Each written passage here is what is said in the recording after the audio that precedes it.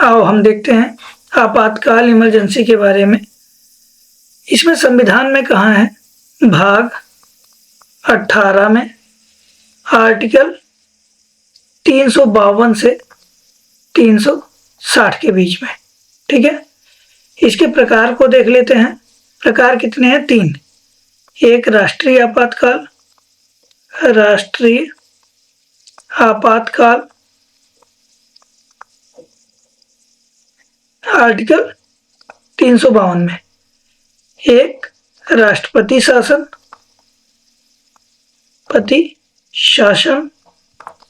ये कहाँ है? आर्टिकल 356 में। इसका एक अन्य नाम है, इसे राज्य आपातकाल भी कहा जाता है, आपातकाल। ठीक है, उसके बाद आता है वित्तीय आपातकाल। ये कहाँ है? आर्टिकल 360 में। ठीक है, अब इन तीनों के बारे में हमारा जो अध्ययन है ये तुलनात्मक रूप में होगा और इसी के तहत हम इनके बारे में संपूर्ण जानकारी लेंगे।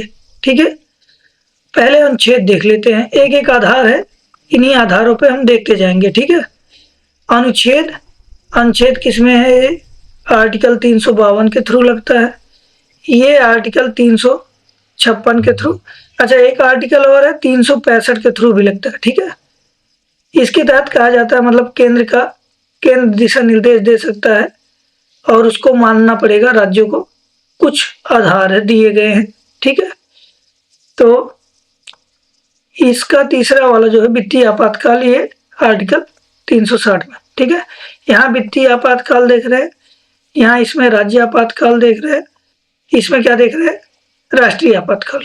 ठीक है, आओ आधार देखते हैं। इसमें युद्ध छिड़ गया हो, बाह्य आक्रमण की स्थिति हो।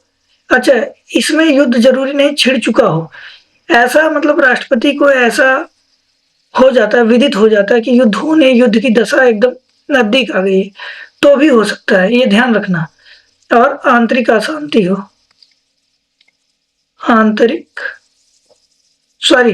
ये आंतरिक अशांति पहले थी। ठीक है, वर्तमान में इसके स्थान पे 44वां संविधान संशोधन के द्वारा इसमें क्या कर दिया गया है?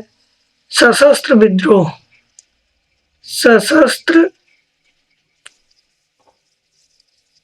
विद्रोह। ठीक है, और इसमें क्या है? राज्य में संवैधानिक तंत्र की विफलता। ठीक है, और तीसरे में क्या है? वित्तीय आपातकाल में देश की वित्तीय साख क्या हो? खतरे में हो। ठीक है, घोषणा देखते हैं कौन करता है? राष्ट्रपति करता है और इसका भी राष्ट्रपति करता है, इसका भी राष्ट्रपति करता है। अच्छा, इसमें अंतर क्या है? इसमें मंत्रिमंडल की लिखित सहमति चाहिए, लिखित सहमति। अच्छा, पहले ये नहीं था, ये जो तीसरा आपातकाल लगा ना, उसमें कहा जाता है केवल प्रधानमंत्री की सहमति थी, तो इसलिए इस लिखित को अनिवार्य कर दिया गया। ठीक है, अनिवार्य है। ठीक, अनुमोदन इसका 30 दिनों के भीतर। ठीक है, मान लो उस समय लोकसभा विकसित हो, तो पुनर्गठित लोकसभा जब होगी तो वो 30 दिनों के भीतर करेगी, लेकिन उसी बीच क्या कंडीशन है? राज्यसभा जो है 30 दिनों के भीतर या कर दिया गया हो। अच्छा, राज्य आपातकाल का 2 माह के भीतर। ठीक है, इसमें भी मान लो लोकसभा उस समय विकसित हो गई हो, तो जो पुनर्गठित होगी ना लोकसभा, तो वो केवल 30 दिन के अंदर करेगी। और वही कंडीशन इसमें भी है, उसी के बीच राज्यसभा कर चुका हो, मतलब ये 2 माह के अंदर राज्यसभा कर चुका हो, ये भी 2 माह के अंदर। और इसमें भी वही कंडीशन है कि लोकसभा अगर विघटित हो गई है तो पुनर्गठित लोकसभा जब होगी तो 30 दिन के भीतर करेगी। ठीक है, अवधि या समय सीमा देख लेते हैं। इसका एक बार अनुमोदन हो जाने के बाद 6 माह तक चलेगा, और 6 माह में बार बार अनुमोदन करके इसका असीमित समय तक चलाया जा सकता है, असीमित समय तक, अनंत काल तक चलाया जा सकता है। ठीक है, इसका एक बार में इसका भी 6 माह है, और 6 माह करके इसका 3 वर्ष तक, मैक्सिमम 3 वर्ष तक चलाया जा सकता है। लेकिन एक कंडीशन और है, 1 वर्ष के बाद ये तभी बढ़ाया जा सकता है जब या तो इलेक्शन कमीशन कह दे कि अभी मतलब मैं नहीं करा सकता चुनाव, या फिर उस राज्य में या कहीं भी आर्टिकल 352 मतलब राष्ट्रीय आपातकाल लागू हो। ठीक है, और इसका एक ही बार अनुमोदन के बाद या कभी तक, मतलब जब तक चलाना हो जब तक चलाया जा सकता है। ठीक है, अनिश्चित काल तक चलाया जा सकता है। अब आगे बढ़ते हैं, मूल अधिकारों पर प्रभाव। मूल अधिकारों पर प्रभाव क्या देख लेते हैं।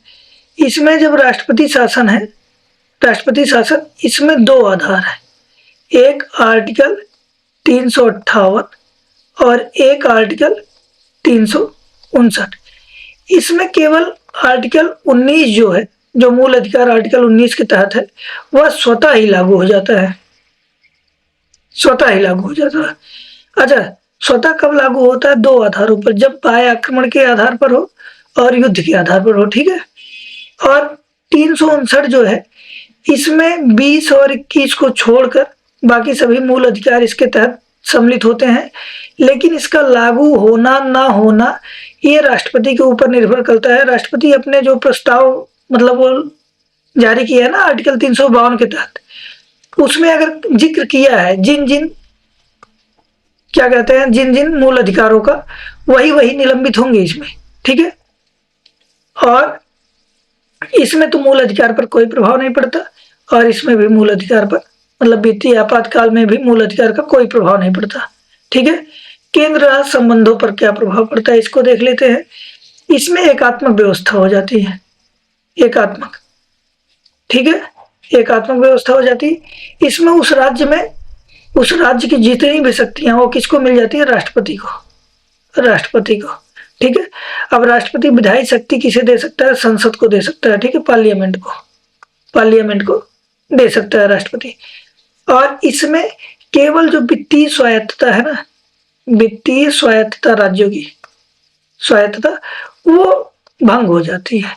ठीक है, और वापसी देख लेते हैं, या राष्ट्रपति वापस ले सकता है, राष्ट्रपति, या कौन, लोकसभा एक प्रस्ताव पारित करके साधारण बहुमत से वापस ले सकता है। ठीक है, और इसको राष्ट्रपति वापस ले सकता है, इसको भी राष्ट्रपति वापस ले सकता है। अच्छा, एक चीज मैं बताना भूल गया, तो उसे यहाँ पर क्लियर कर देते हैं। ये जो अनुमोदन हो रहा है ना, अनुमोदन, यहाँ पर जो आर्टिकल 352 है, इसमें विशेष बहुमत चाहिए, विशेष बहुमत से अनुमोदन होना चाहिए। अब इसमें साधारण बहुमत से, इसमें भी साधारण बहुमत से। ठीक है, बस ये बताना भूल गया था। धन्यवाद यहाँ तक बने रहने के लिए।